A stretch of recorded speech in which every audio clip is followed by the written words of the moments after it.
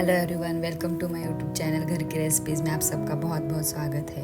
परसों मेरी wedding anniversary है, तो मैंने सोचा इस बार बेकरी से केक लाने के बजाय क्यों ना केक घर पर ही बनाऊं। तो मैं यहाँ बिना ओवन का यूज़ किए हमारे किचन में जो रेगुलर बर्तन रहते हैं उसको यूज़ करके ही मैं केक बनाने वाली हूँ। मैं बिना कोई प्रीमिक्स यूज़ किए बिना केक का स्पॉन्ज एकदम बेसिक से बनाने वाली हूँ और फ्रूट क्रश की जगह में फ्रेश मैंगो से मैंगो फ्लेवर का केक बनाने वाली हूँ। तो शुरू करते हैं केक बनाना। Let's start.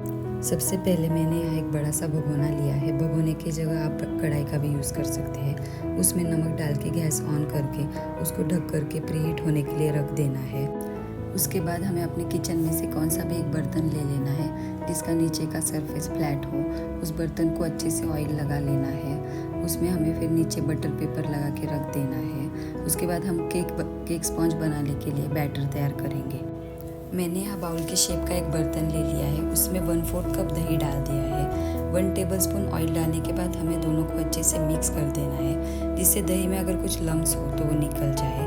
दही अच्छे से फेंटने के बाद मैंने 1.5 कप पीसी हुई चीनी ली है। चीनी को हमें अच्छे से मिक्स कर देना है। चीनी मिक्स हो जाने के बाद हमें एक छन्नी लेनी है। उसमें 1 कप हमें मैदा लेना है। मैदा मैंने यहाँ फॉर्चून कंपनी का पैकेट वाला यूज़ किया है, आप भी पैकेट वाला ही लीजिएगा। मिल्क पाउडर मैंने यहाँ 1/3 कप लिया है।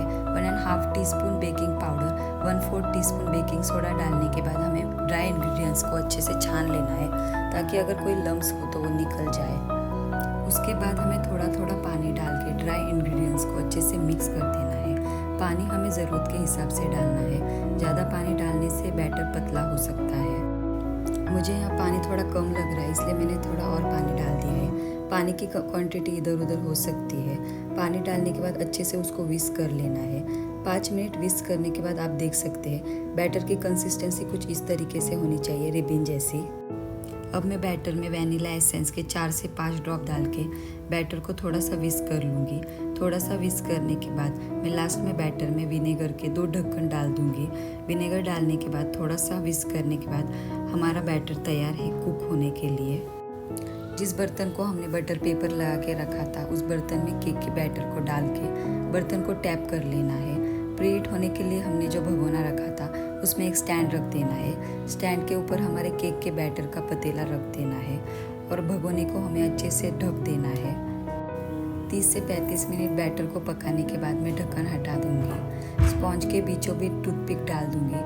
टूथपिक अगर क्लीन आ रही है तो हमारा स्पॉन्ज पक चुका है। आप देख सकते हैं टूथपिक एकदम क्लीन है, तो हमारा स्पॉन्ज अच्छे से पक गया है। स्पॉन्ज के पतीले को मैं साइड में रख दूंगी ठंडा होने के लिए। जब तक स्पॉन्ज हमारा ठंडा हो रहा है तब तक हम मैंगो प्यूरी और क्रीम को व्हिप कर लेंगे। तो मैंने यहाँ मैंगो को छील के उसके बारीक टुकड़े करके मिक्सी के जार में लेके मैंगो प्यूरी तैयार कर ली है और मैंगो के थोड़े छोटे छोटे टुकड़े करके मैंने साइड में रख दिए हैं। क्रीम के लिए मैंने यहाँ फियोना कंपनी की व्हिपिंग क्रीम ली है। व्हिपिंग क्रीम को हमें एक बाउल में लेके उसको बीटर से बीट कर लेना है। 5 से 10 मिनट तक बीट करने के बाद क्रीम हमारी फुल के 4 से 5 गुना हो गई है, मतलब हमारी क्रीम तैयार है। स्पॉन्ज भी हमारा ठंडा हो चुका है, तो पहले मैं छुरी की मदद से स्पॉन्ज के साइड्स को अलग कर दूंगी। उसके बाद उसको डिमोल्ड कर दूंगी। स्पॉन्ज हमारा कितना फ्लफी और सॉफ्ट बना है। उसके बाद मैं छुरी से स्पॉन्ज के साइड में कट करते हुए उसको बीच में से कट करके स्पॉन्ज को 2 इक्वल पार्ट में डिवाइड कर दूंगी। आप चाहे तो उसको 3 पार्ट में भी डिवाइड कर सकते हैं। स्पॉन्ज को कट करने के बाद आप देख सकते हैं स्पॉन्ज हमारा कितना जालीदार बना है। मैंने एक पाइपिंग बैग ली है। पाइपिंग बैग को मैं ग्लास में डाल के उसको व्हिपिंग क्रीम से भर दूंगी। केक बनाने के लिए मैंने यहाँ एक टर्न टेबल लिया है और केक के नीचे का बोर्ड लेके उसमें थोड़ी सी व्हिपिंग क्रीम लगा के हमने जो स्पॉन्ज कट किया था उसके नीचे का पार्ट लगा के उसको पानी से सोक कर लेना है। स्पॉन्ज में हमें अच्छे से पानी डाल के उसको अच्छे से सोक कर लेना है।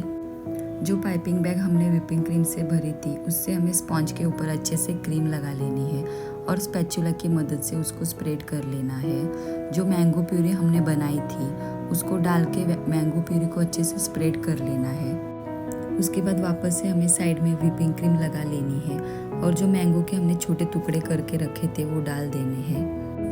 फिर हमने जो स्पॉन्ज कट करके रखा था उसके ऊपर का पार्ट लगा लेना है। उसको लगाने के बाद हमें पानी से उसको अच्छे से सोक कर लेना है। सोक करने के बाद हमें पाइपिंग बैग से उसके ऊपर अच्छे से क्रीम लगा लेनी है और साइड के पार्ट में भी हमें अच्छे से क्रीम लगा लेनी है।